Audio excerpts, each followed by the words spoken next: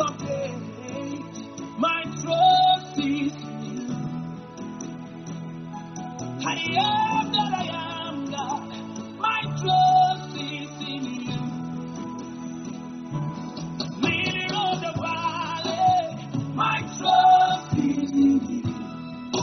Hey, I put him on you. Oh, yeah. Frères et sœurs de l'émission, la manne du ciel. La manne jaillit toujours abondamment du ciel et nous donne la vie de notre Seigneur de gloire. Le Tout-Puissant, celui qui était, qui est et qui vient. Il est le même, il ne change pas. C'est lui le Dieu de gloire, l'Esprit de gloire qui s'est sacrifié pour nous, afin de nous sortir des problèmes de cette terre, les ténèbres de cette terre, et nous conduire à sa lumière glorieuse. Cette émission est présentée par le serviteur Jules Komla Sossou de l'église missionnaire Philadelphie de Christ à Lomé, au Togo. Et nous sommes toujours joyeux de partager ces moments de bonheur avec toi, mon frère, ma soeur. Afin que tu comprennes que nous sommes sur cette terre pour apprendre à être humble, ensuite à être saint et donc juste. Et cette série que nous présentons, humble, saint et juste, nous permet de savoir l'intention de Dieu en nous créant sur cette terre. Parce que nous avons l'habitude d'oublier un verset très important qui est le commencement d'ailleurs de la Bible. Genèse 1, verset 1 nous dit « Au commencement, Dieu créa les cieux et la terre ». Si Dieu a créé les cieux et la terre, cela veut donc dire que Dieu était quelque part et a créé les cieux et la terre. Où était-il? Dieu était dans les cieux des cieux. Et il a créé, dans les cieux des cieux, il a créé les trois cieux qui sont au-dessus de nos têtes et la terre. Et il a créé les cieux et la terre. La parole nous dit, dans Genèse 1, verset 2, la terre était informe et vide. Il y avait les ténèbres à la surface de l'abîme. Cela veut donc dire que dans la création de Dieu, la première chose à apparaître, ce sont les ténèbres. Et les ténèbres, il faut savoir ce que Dieu appelle les ténèbres. C'est très important de savoir ce que c'est que les ténèbres, parce que ne pas les connaître, c'est se perdre. Les ténèbres, ce sont des gens. Dieu a fait d'abord l'homme de la poussière de la terre et l'homme était ainsi. Il ne le connaît pas. Bien sûr que la terre a été fondée par la sagesse de l'Éternel. Proverbe 3, verset 19. La terre a été fondée par la sagesse de l'Éternel. Donc, ce corps que nous avons a été fait par la sagesse de l'Éternel. Mais l'homme a oublié Dieu, son créateur, pour s'occuper des choses des ténèbres. Et il est anode. Nous allons le lire pour nous situer. Genèse 3, verset 16-17, nous montre Genèse 4, verset 16-17. nous montre très bien que lorsque Caïn a tué son frère Abel, Dieu l'a maudit et Dieu lui a dit, Caïn sera vengé 7 fois. Et donc, Caïn s'est retiré. Il a quitté là où étaient son père et sa mère. Et il s'est retiré à Nod. Nous allons le lire, Genèse 4, verset 16. Puis Caïn s'éloigna de la face de l'Éternel et habita dans la terre de Nod, à l'orient d'Éden. Donc, il y a les habitants de Nod. Oui, il y a les habitants de Nod. Ce sont les gens de ténèbres. Ils sont dans les ténèbres. Dans les ténèbres, oui. Ils sont dans les ténèbres parce que là se trouvait le mec qui est le petit-fils de Caïn. Le mec, verset 19, le mec prit 2 femmes. Le nom de l'une était Ada et le nom de l'autre, Tila. Et le mec, verset 23, le mec dit à ses femmes, Genèse 4, verset 23, le mec dit à ses femmes, Ada et Tila, écoutez ma voix, femme de le mec, écoutez ma parole, j'ai tué un homme pour ma blessure et un jeune homme pour ma meurtrissure. Caïn sera vengé 7 fois et le mec 77 fois. Et donc, nous voyons que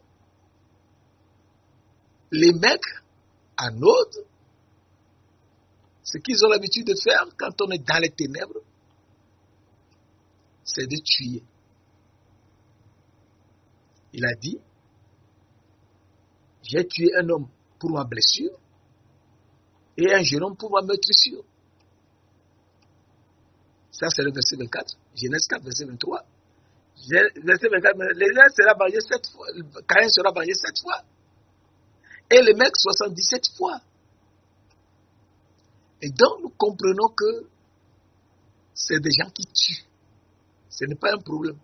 Oui, quand tu es dans les ténèbres, tu tues. C'est pour ça les 10 commandements nous précisent bien. Dans les 5 derniers commandements, tu ne tueras point. Tu ne commettras pas d'adultère. Le mec a pris 2 femmes. Ce qu'il faisait en outre les 2 femmes, on ne peut pas le savoir. D'abord, c'est qu'il commettait d'adultère. Il avait 2 femmes. Tu ne voleras point. Donc, nous voyons que le mec a fait tout cela. Et donc,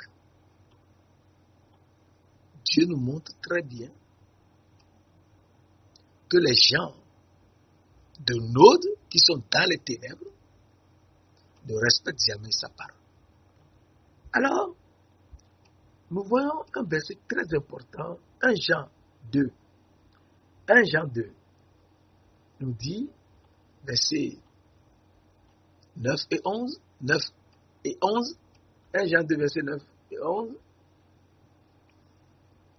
Celui qui dit qu'il est dans la lumière et qui hait son frère est encore dans les ténèbres. Donc, être à nous, c'est de haïr les autres. C'est avoir un cœur lourd. Un cœur qui ne peut pas pardonner. Un cœur qui n'aime pas les autres comme soi-même. Un cœur qui veut se venger. Et qui se venge. Un cœur qui tue les autres. Celui qui dit qu'il est dans la lumière, qui croit qu'il est dans la lumière, par Dieu est lumière. Celui qui croit qu'il suit Dieu, mais qui hait son frère, est encore dans les ténèbres. Verset 11. Celui qui hait son frère est dans les ténèbres. Il marche dans les ténèbres et il ne sait où il va parce que les ténèbres ont aveuglé ses yeux. Parce que les ténèbres ont aveuglé ses yeux. Celui qui hait son frère, il ne faut pas haïr. Il faut pardonner et aimer les autres comme soi-même. Et donc, les gens de nous sont des gens qui haïssaient leurs frères, qui ne pardonnaient pas, et donc ils ne les aimaient pas leurs frères comme eux-mêmes, et donc ils étaient dans les ténèbres. Et donc les gens des ténèbres, comme Caïn, comme les mecs, étaient là, et Dieu de gloire, qui a fait l'homme d'abord de la poussière de la terre, pour que l'homme marche avec sa sagesse, mais l'homme a préféré être lui-même, faire ce qu'il veut, être grand, et en se faisant grand, il a dévié du chemin de Dieu. Quand on se fait grand, le Tout-Puissant, ce que je veux, c'est ce que je vais faire sur la terre. On se perd. Et on a connu beaucoup d'empereurs, beaucoup de gens qui se comportaient comme tels. Et nous aussi, on se comportait comme tels. Mais à un moment donné, il faut se connaître et changer. Il faut changer. Et lorsqu'on veut changer, c'est en ce temps-là qu'on sait qu'on est pécheur. On est pécheur. Et Dieu de gloire va nous transformer. Oui, il va nous transformer. Il nous transforme et il nous crée de nouveau. Il nous crée de nouveau afin qu'on sache qu'on a une nouvelle création. C'est très important de savoir cela parce que la parole nous dit dans 2 Corinthiens 5, verset 17, si quelqu'un est en Christ, donc il faut être en Christ. Il faut demeurer en Christ. Il est une nouvelle création. On parle dans beaucoup de livres de créatures. C'est bien créature, mais ce qui est ici très important, c'est qu'il est une nouvelle création. Ce qu'on était au départ dans les ténèbres, dans l'autre, on n'est plus ça. On est changé. Le déluge nous a transformés. On est une nouvelle création. Les choses anciennes sont passées. Toutes choses sont devenues nouvelles. Et donc, si on est en Christ, si on demeure en Christ, on est une nouvelle création. Donc, cela nous rappelle très bien Jean 8, verset 31-32. Si quelqu'un est en, si vous demeurez en, si vous demeurez en moi, vous êtes vraiment mes disciples. Donc, il faut être disciple de Jésus-Christ. Il faut être en Christ, il faut être disciple de Jésus-Christ. Vous connaîtrez la vérité et la vérité vous rendra libre. Donc, être en Christ, c'est être une nouvelle création qui demeure en Christ. Et en demeurant en Christ, il faut qu'on sache que c'est l'Esprit Saint qui est l'Esprit de Dieu qui nous crée de nouveau. Alors Job 33, verset 4 nous dit, Job 33, verset 4 nous dit, l'Esprit de Dieu m'a créé. Il a créé comment? Il a créé une nouvelle création. Le souffle du Tout-Puissant m'anime. Et là, c'est tellement important de savoir que c'est le souffle du Tout-Puissant qui nous anime maintenant. Parce que l'Esprit de Dieu nous crée de nouveau. Nous sommes une nouvelle création. L'Esprit de Dieu m'a créé une nouvelle création. Et le souffle du Tout-Puissant m'anime. Si le souffle du Tout-Puissant m'anime, cela veut dire que le souffle du Tout-Puissant, c'est l'Esprit de Dieu. C'est l'Esprit de vie. L'Esprit de vie est soufflé en moi. Si l'Esprit de vie, qui est le souffle du Tout-Puissant, n'entre pas en nous, dans la chair, dans notre chair, pour nous transformer, pour nous faire une nouvelle création, et que nous soyons en Christ, nous demeurions en Christ, on ne peut jamais sur Dieu. C'est très important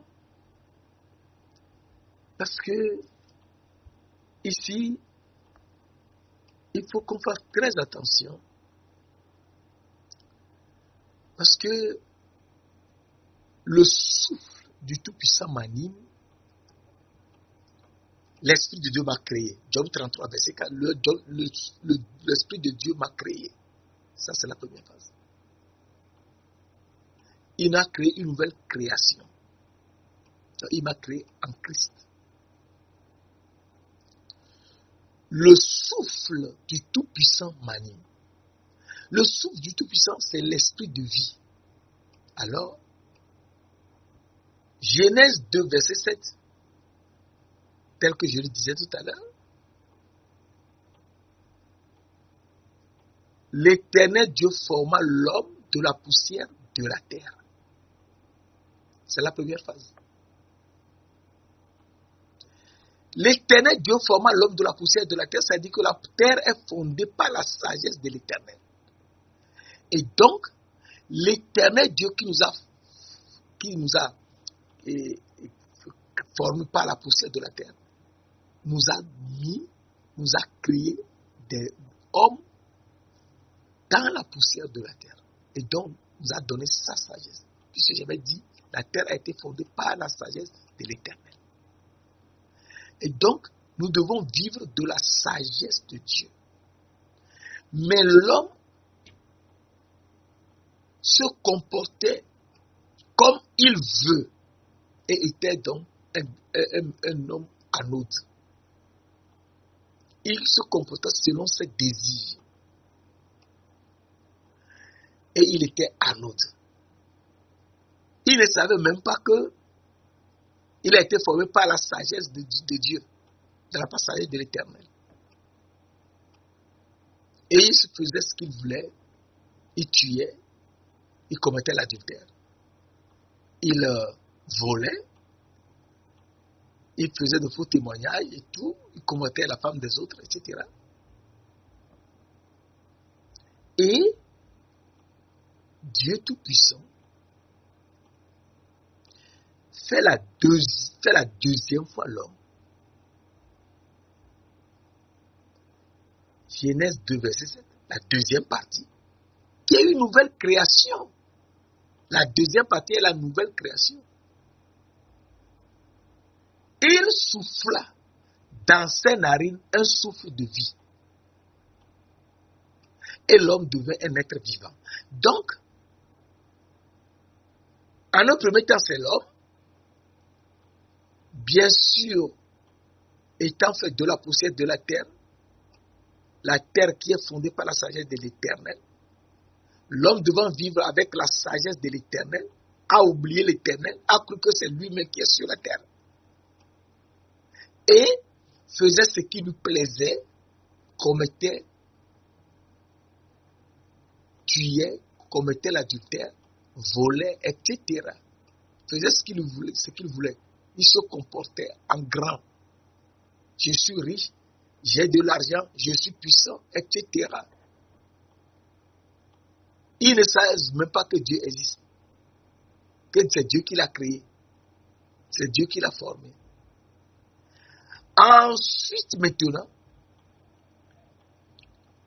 l'Esprit de Dieu le crée de nouveau et le souffle du Tout-Puissant l'anime. Et donc, lorsque le souffle du Tout-Puissant l'anime, cela veut dire que le souffle du Tout-Puissant entre dans ses narines. C'est la deuxième partie de Genèse 2, verset 7. Il souffla dans ses narines un souffle de vie et l'homme devait un être vivant. Le souffle de vie, c'est l'esprit de vie. Romains 8, verset 2. Le souffle de vie est l'esprit de vie. Donc l'esprit, le souffle du Tout-Puissant, qui est l'esprit de Dieu, souffle l'âme dans le narine de l'homme. L'âme qui était avec Dieu depuis longtemps, avant la création du monde, l'Esprit de Dieu souffle l'âme dans les narines de l'homme, qui est fait avec la sagesse de Dieu, bien sûr, et l'âme entre dans l'homme, et l'homme devient un être vivant. Et en tant qu'être vivant, eh bien, on ne comprend plus ce qu'il fait. L'homme vivant réfléchit autour de Dieu et cherche à connaître Dieu. Et c'est très important. Ici maintenant, l'Esprit de Dieu qui nous a créés de nouvelles créations nous anime et donc souffle dans l'homme, dans les narines de l'homme. L'âme qui était avec Dieu avant la fondation de ce monde et l'homme devient un être vivant. Un être vivant pour suivre l'éternel Dieu qui l'a créé. Donc l'Esprit de Dieu qui l'a créé. Ici, c'est tellement important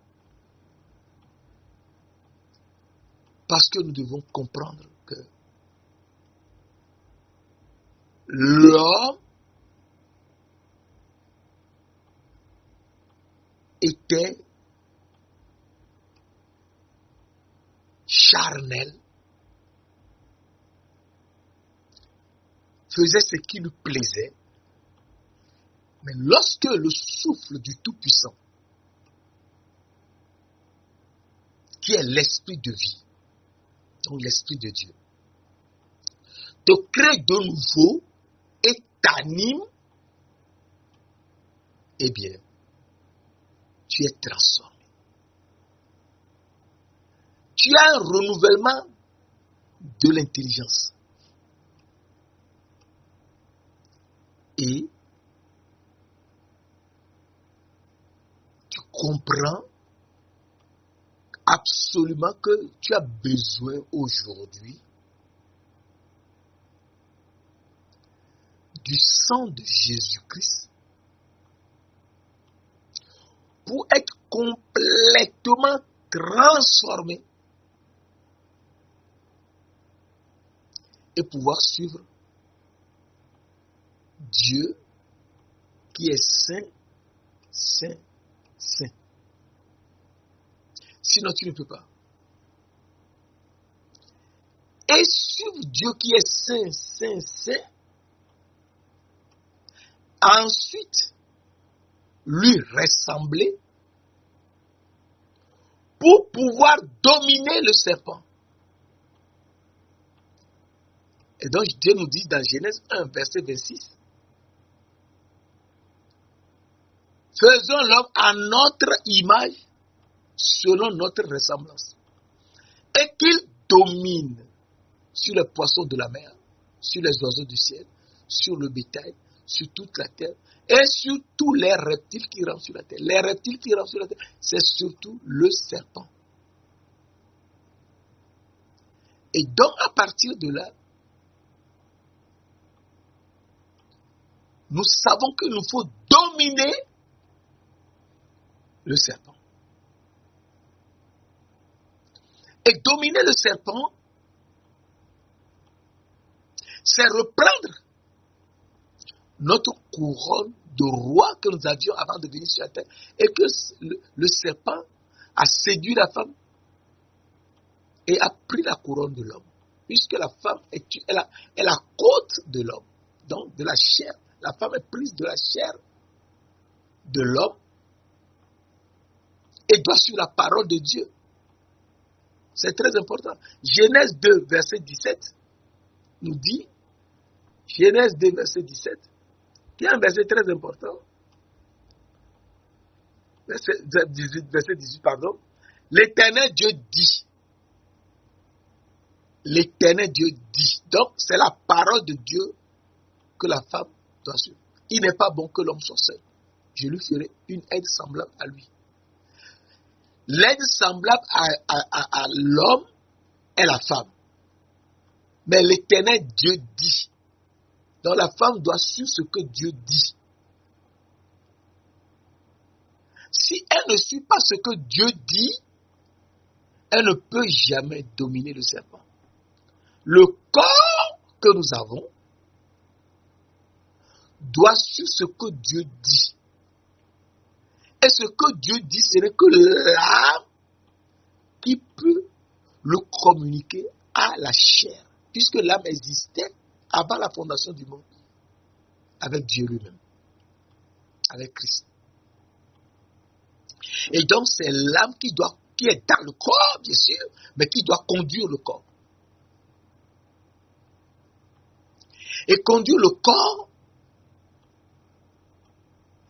corps doit tout faire donc pour écouter la parole de Dieu et suivre Dieu, qui est l'âme qui a été faite par le sang de Christ. L'âme a été révélée du sang de Christ. 1 Pierre 1, verset 19 à 20.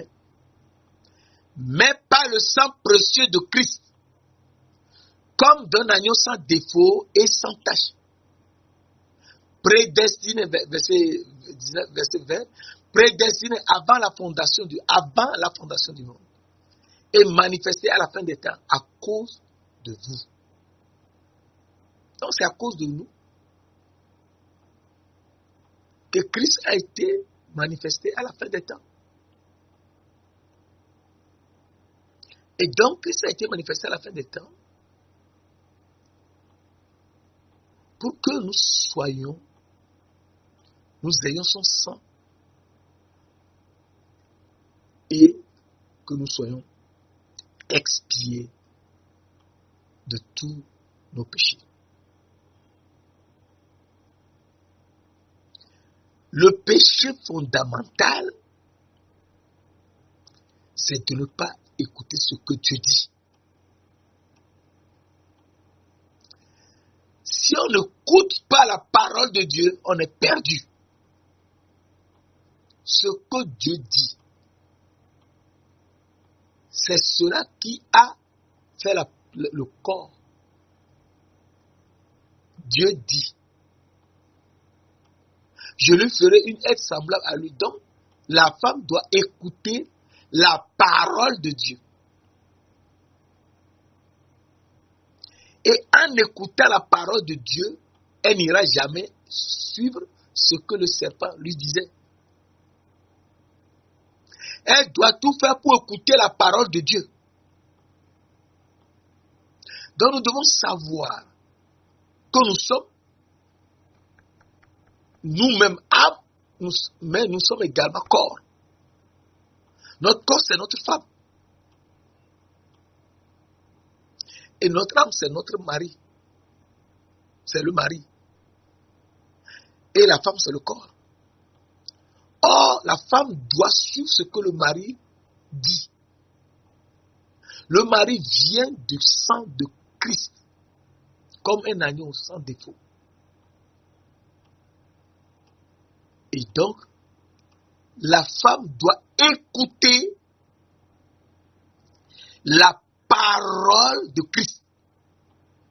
La parole de Dieu. Dieu dit, il n'est pas bon que l'homme soit seul. Je lui ferai une aide semblable à lui. Donc, Dieu a fait la femme.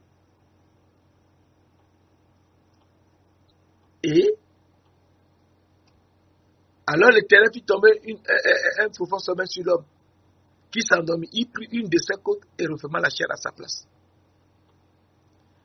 L'Éternel Dieu forma une femme de la côte qu'il avait prise de l'homme et l'amena vers l'homme. Et l'homme dit cette fois,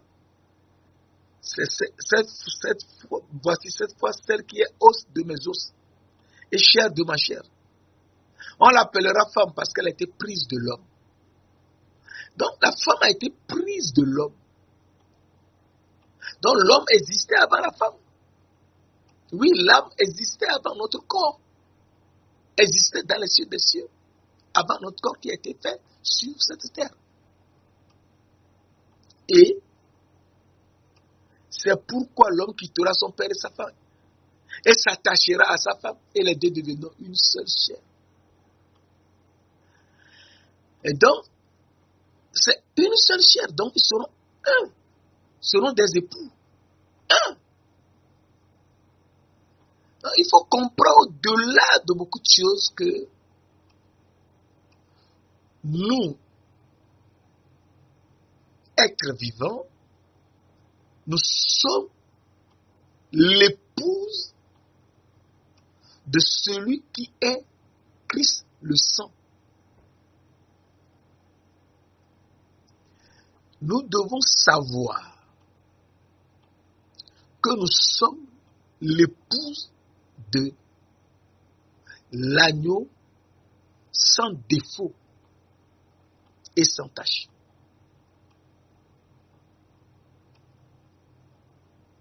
Et que l'agneau est l'homme et la femme est le corps. C'est très important de savoir cela. C'est pour ça que nous allons très doucement. Alors, l'homme ayant commis le péché de manger le fruit de l'arbre de la connaissance du bien et du mal, que l'Éternel Dieu lui avait interdit de manger, mais de chercher et trouver l'arbre de la vie au milieu du jardin, donc c'est au milieu du jardin. Ce n'est pas au début du jardin. L'homme doit cultiver le jardin en cherchant l'arbre de la vie au milieu du jardin. Et pour cela, doit travailler dans le jardin en cherchant la nourriture qui ne périt pas, qui est le fruit de l'arbre de la connaissance du bien et du mal, mais la nourriture qui ne périt jamais, qui subsiste éternellement, et que le Fils de l'homme seul peut lui donner. Jean 6, verset 27. Donc, c'est le Fils de l'homme seul qui peut donner cette nourriture. Et cette nourriture que le Fils de l'homme va donner, c'est sa propre chair. Et c'est cette chair qu'on doit manger sur cette terre pour être l'épouse de l'agneau. N'oublions pas, mais je fais rapidement une petite introduction, mais on reviendra là-dessus par la suite. Genèse 1, verset 27. Nous avons le Genèse 1, verset 26, où je disais, faisons l'homme à notre image, selon notre ressemblance, et qu'il domine sur le serpent, d'accord? Mais Genèse 1, verset 27 nous dit, Dieu créa l'homme, Dieu le créa à son image. Dieu créa l'homme à son image. Hein? Donc, l'homme, c'est le fils de l'homme qui est dans les cieux. Cet homme, c'est le fils de l'homme. Il le créa à l'image de Dieu. Le seul qui soit à l'image de Dieu, c'est Christ. 2 Corinthiens 4, verset 3-4.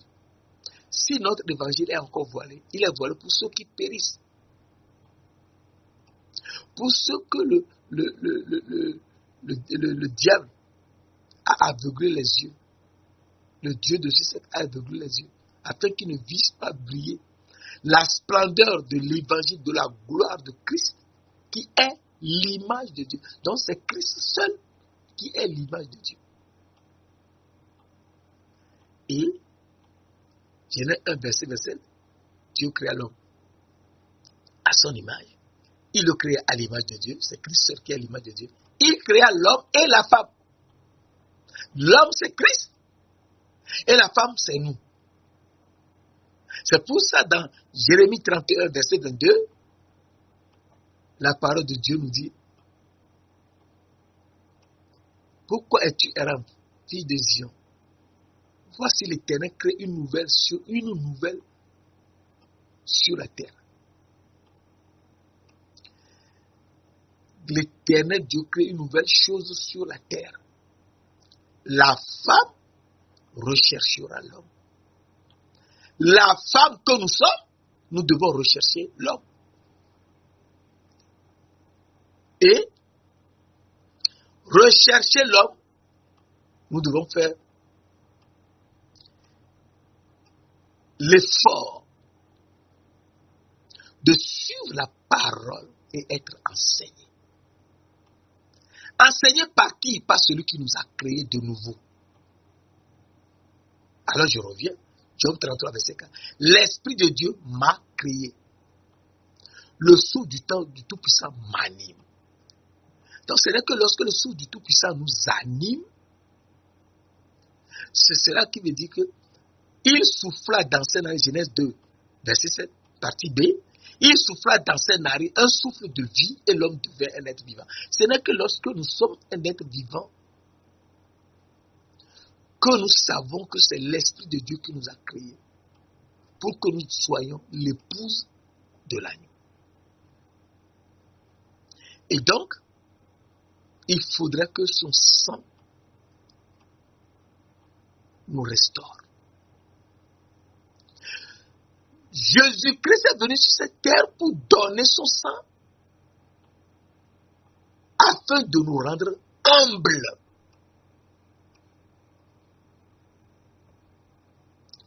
Il faut qu'on sache que sur cette terre, il nous faut d'abord être humble. Et c'est ça le but de notre prédication. Humble, saint et juste. Il nous faut être humble. Et pour être humble, eh bien, il faut savoir que nous sommes une nouvelle création. Que l'Esprit de Dieu qui nous a créés de nouveau. Et c'est lui qui nous anime. Et c'est lui qui fait de nous des êtres vivants. Et donc, il faut qu'on soit humble. Eh bien, Christ, l'agneau sans défaut, a fait la Pâque pour nous.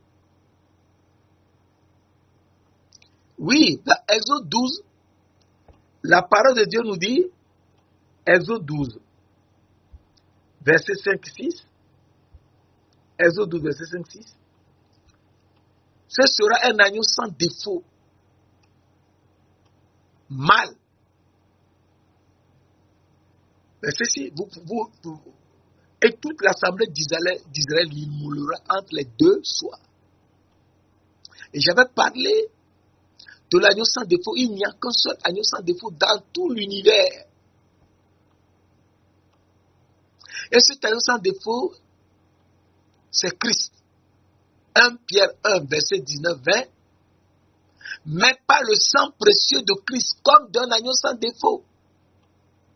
Donc c'est Christ qu'on va immoler entre les deux soirs.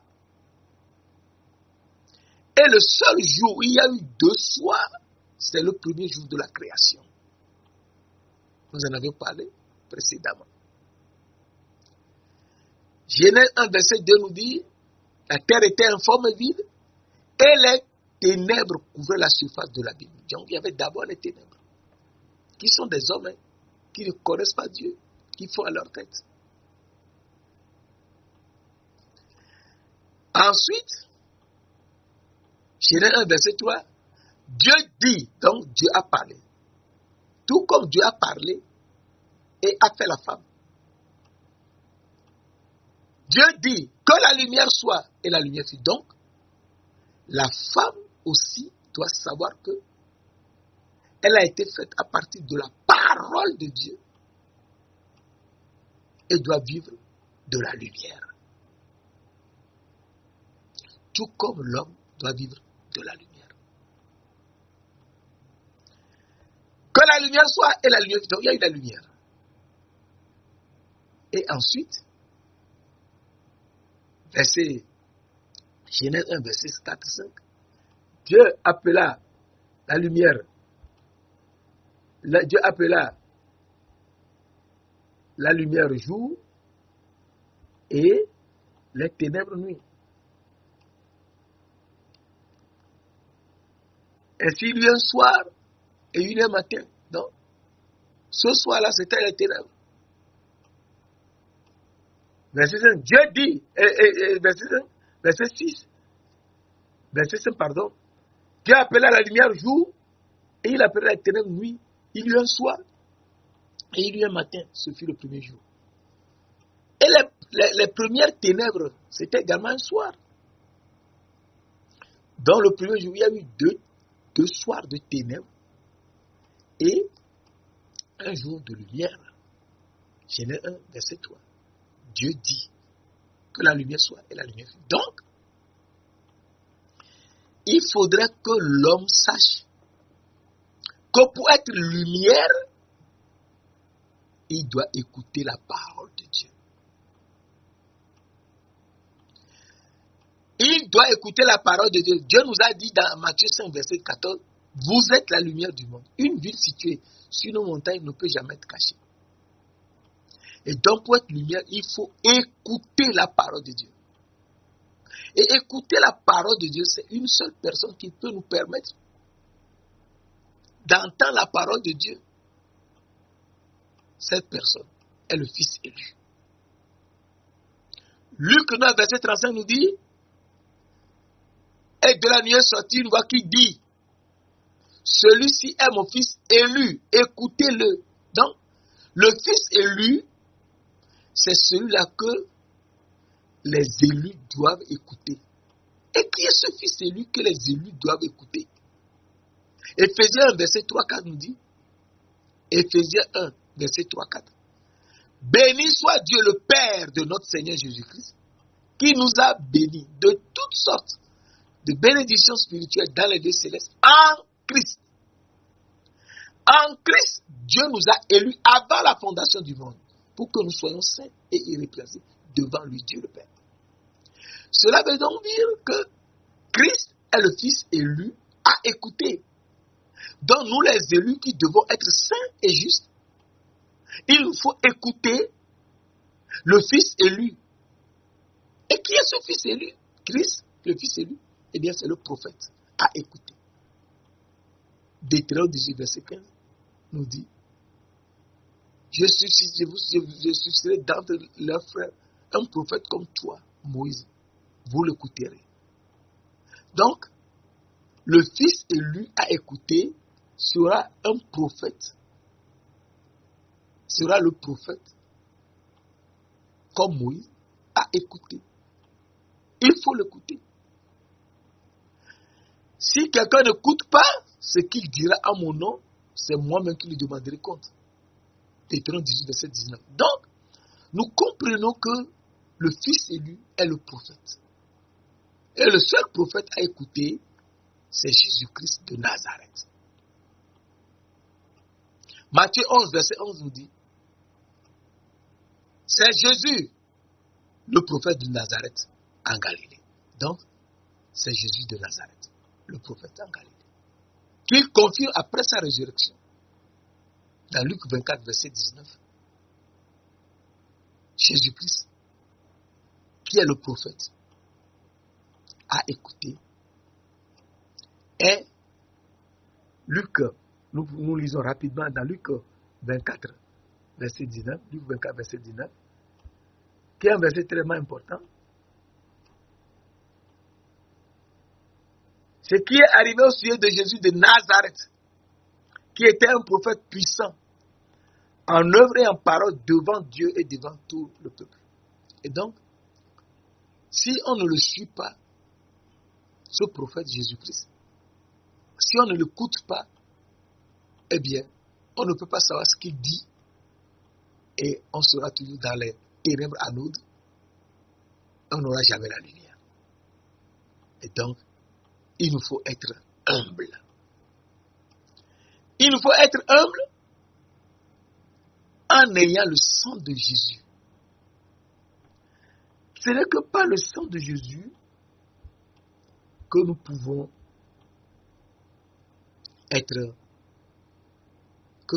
avoir notre âme expiée. Pour être une nouvelle création, il faut être créé par le Saint-Esprit, l'Esprit de Dieu, être animé par l'Esprit de vie, l'Esprit de Dieu, et être expié, notre âme doit être expiée de tout péché. Lévitique 17, verset 11 nous dit, Lévitique 17, verset 11, qui est un verset très important. Lévitique 17, verset 11 nous dit, car l'âme de la chair est dans le sang.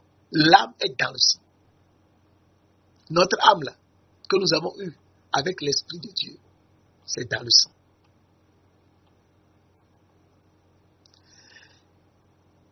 Il souffla dans ses narines un souffle de vie et l'homme devait être vivant. Eh bien, Dieu a soufflé l'âme dans notre chair.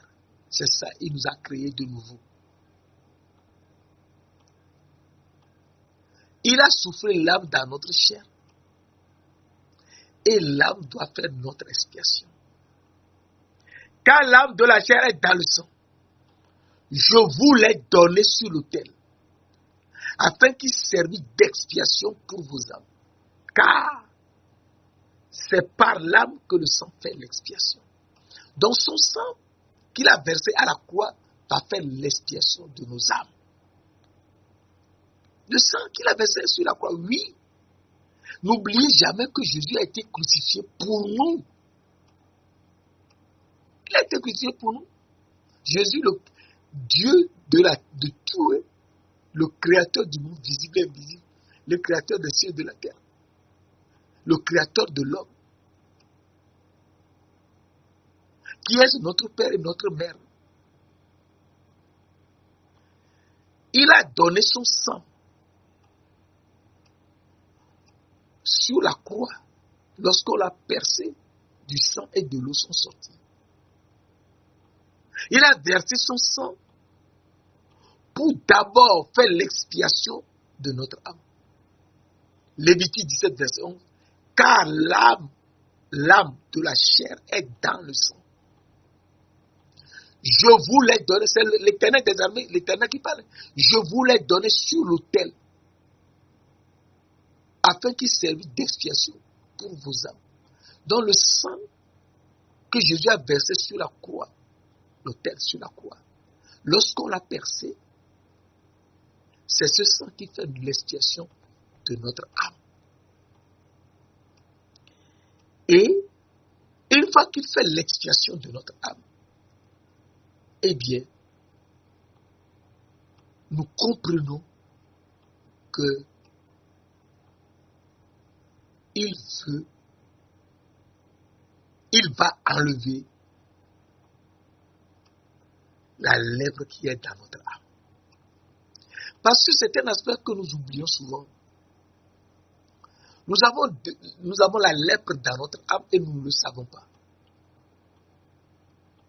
Moïse, lorsque l'Éternel lui a dit de mettre la main dans son sein. Or, le corps, on ne peut pas mettre la main dans le corps, dans le sein du corps. Mais Dieu lui a dit de mettre la main dans son sein. Moïse a eu la foi en Dieu. Il a eu la foi. En écoutant la parole de Dieu, il a eu la foi. Parce que Dieu lui avait dit de prendre la queue du serpent qui le suivait pour le mordre. Et Moïse avait fui. Mais Moïse a eu la foi à la parole de Dieu. Dieu dit, il faut avoir la foi. Il s'est arrêté, s'est retourné pour aller prendre la queue du serpent qui le suivait avec la tête. Le serpent ayant vu que Moïse s'est arrêté, s'est retourné, a eu peur. Oui, c'est ça. Il faut lui faire face. A eu peur et s'est retourné. Moïse s'est baissé. Il a pris la queue. Et le serpent était redevenu une verge dans la main de Moïse. Moïse a compris qu'il faut avoir la foi à la parole de Dieu. Ce que Dieu dit, il faut croire en cela. Et donc Dieu veut lui montrer qu'il peut mettre la main dans son sein. Moïse a mis la main ici et la main est entrée dans son corps. La main de Moïse est entrée dans son corps. Comment? C'est Dieu seul qui le sait. Et Dieu lui a dit de ressortir la main. Il a sorti la main était lépreuse. Moïse a compris que dans son corps, en son sein, il y avait la lèpre. Donc l'âme de Moïse était lépreuse. Dieu lui a encore dit de mettre la main dans son sein. La main qui était lépreuse, de la mettre dans son sein. Il a encore mis la main entrée dans son corps. Dieu lui a dit de ressortir la main. Il a ressorti, la main était propre. Dieu a guéri Moïse de la lèpre qu'il avait dans son âme et qu'il ne le savait pas. Moi aussi, je ne savais pas. Personne ne le sait, puisqu'on ne le voit pas. Et Moïse était devenu un autre homme. La lèpre l'a quitté. Il n'a plus peur du serpent. Parce qu'il a écouté la voix de Dieu. Ce que Dieu dit, c'est ce qu'il nous faut écouter. C'est ce qu'il nous faut suivre. Pour être guéri de la lèpre.